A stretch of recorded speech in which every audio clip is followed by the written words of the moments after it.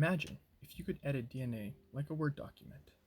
Copy, paste, delete, maybe even add some emojis, but instead of fixing typos, you're curing diseases or like making glow in the dark cats. That sounds pretty cool and also kind of fiction, but guess what? We did it. Science did it, and they called it CRISPR. What is CRISPR? Well, it's clustered regularly interspaced short palindromic repeats, which means absolutely nothing to you and me. What does it actually do? Well, the best way to kind of think about it is that CRISPR is kind of like these molecular scissors, and it lets scientists edit DNA with really good precision so that they can fix typos in the genetic code of life. It's pretty cool. So like if you got sickle cell disease because you got a mutation in your HBB gene, which affects hemoglobin production, scientists can delete that faulty gene and then they can allow your body to make functional hemoglobin. Or we can take the gene from jellyfish that lets them glow and we can put it into a mouse and they can glow under UV light too. It sounds super high tech, but how did we even find this thing that lets us edit genes? Was it like some super brilliant team of scientists in like this futuristic lab, top secret operation? They were on a mission to rewrite human DNA? No, it was it was yogurt. So way back in the early 2000s, dairy companies were trying to increase their profits. And dairy companies like Tedesco, they were trying to make better yogurt and cheese, but they had a problem. The bacteria used in fermentation kept getting wiped out by viruses. And this was costing yogurt manufacturers millions because then entire batches would get ruined.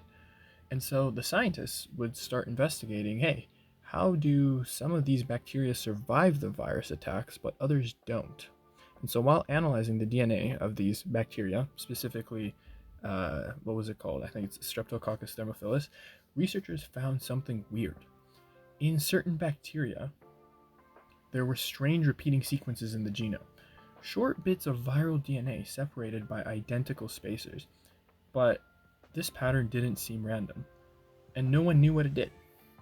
Back in the 1990s, there was a Spanish dude, Francisco Mojica, I don't know why I said it that way, he noticed these similar sequences, and he didn't know what they did either, but he named them CRISPR because they look like this, and they were clustered, regularly interspaced, short palindromic repeats. And after a little while, the yogurt scientists had like an aha moment, and they realized, hey, these CRISPR sequences, they're actually a memory bank. Bacteria were storing pieces of virus DNA, kind of like a mugshot. That way they can recognize and fight future infections. And they ran some further studies, and they confirmed that CRISPR wasn't just random junk DNA, it was an adaptive defense mechanism. And so when a virus attacked, the bacteria matched the virus's DNA to its stored mugshot and then used Cas9 as molecular scissors to slice the virus's DNA apart, and that kills the virus. So essentially, CRISPR was the bacteria's built-in antivirus software. And that's why today's video is sponsored by nobody, I wish. But at this point, CRISPR was just kind of like this cool biological curiosity. It took until 2012 two scientists to make a connection and publish their breakthrough paper. Who were they? Well, we've got Jennifer Doudna and Emmanuelle Charpentier. I'm just going to call her Emma from now on. They were like, hold on, if bacteria can cut and paste DNA to fight off viruses, could we use this to cut and paste DNA on purpose? And they figured that CRISPR-Cas9 could be programmed to cut any DNA sequences that scientists wanted. So you could delete, insert, rewrite genes as easily as writing an essay in a Word doc. Let's be honest, we don't even do that anymore. That's what ChatGPT is for. But this was the moment where CRISPR went from yogurt bacteria defense system to the most powerful gene editing tool in history. But as all things got messy. Real messy.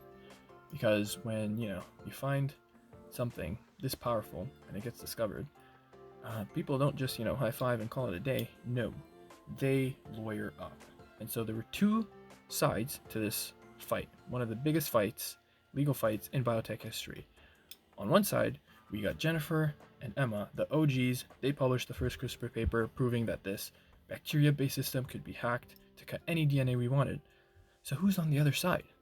Well, it's our boy Fang Zhang from MIT and the Broad Institute, and his team took CRISPR and made it work inside human cells. So, the fight was basically who gets to own CRISPR. Specifically, who gets the big patents and the billions in biotech money. So, a patent, legal right, that gives the inventor exclusive ownership over their invention, which means no one else can use, sell, or profit from that idea without permission. And so if someone wants to use your idea, they gotta pay you and get your approval first.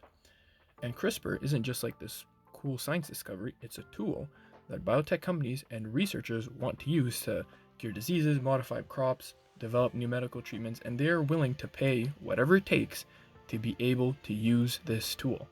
Which means that whoever owns the patent for CRISPR controls how it's used and controls who profits from it. Now, normally in science, right, credit goes to whoever publishes first. Pretty simple. So you would think like, oh, easy sweep for Jennifer and Emma, but no. In the cutthroat world of patents, it's all about who files first and who gets approved first. Team Berkeley filed their patent application in May 2012, right before their paper published. Zhang's team, Team Broad, they filed in December 2012, 7 months later. So they were late to the party, but here's the twist. Zhang, our boy Zhang, he did a little pay to win, and he paid for a fast track review, which means that his patent got reviewed and approved first, even though it was sent later. Okay, so obviously, Team Berkeley was like, what the frick is going on? So in 2014, when Zhang's patent got approved first, they took Broad Institute to the courts and the appeal board, and they argue that their discovery came first, and Broad, they just added some little details, and Broad obviously were like, okay, we added some little details, but those little details were that we actually made it work in human cells, because you have only made it work in bacterial cells. There's a difference there. So after years of legal battles, what was the final verdict? Well, after the dust kind of settled, Team Berkeley got to keep their patents of CRISPR-Cas9 technology in general function and in prokaryotic cells, basically bacterial cells. And Team Broad got to keep their patent for CRISPR-Cas9 technology in eukaryotic cells, like human cells, corn cells, dog cells, that type of stuff. Sounds kind of like, a win-win situation. They each got a certain niche for their patents. But here's the thing. The big gold mine is the patent for eukaryotic cells. Because what people really want to use this technology for, they don't want to use it to make better bacteria so that they can make better yogurt. Nobody cares about that garbage.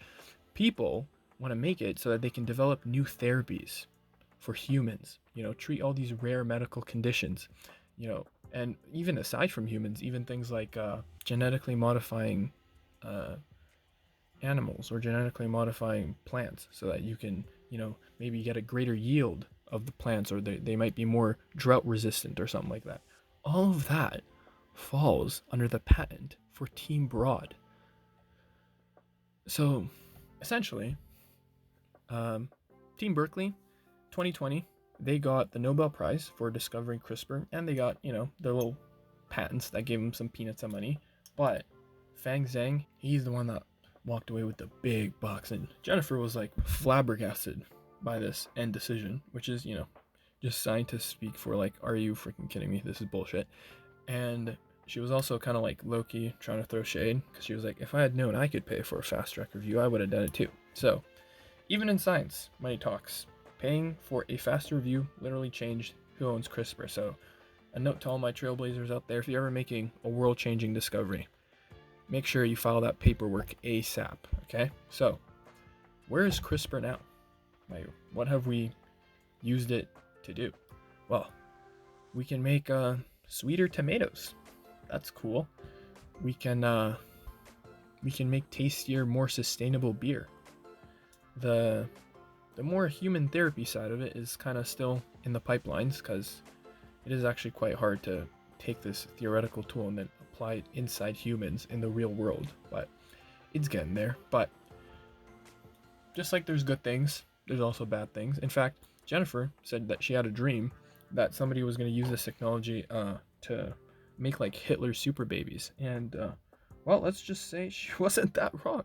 Because in 2018, there was a Chinese scientist that announced the birth of kids whose genomes he edited. He edited their embryos using CRISPR, which is, let's just say, that is wildly unethical. Now, he wasn't trying to make any super babies, as far as we know. He was just trying to confer resistance to HIV.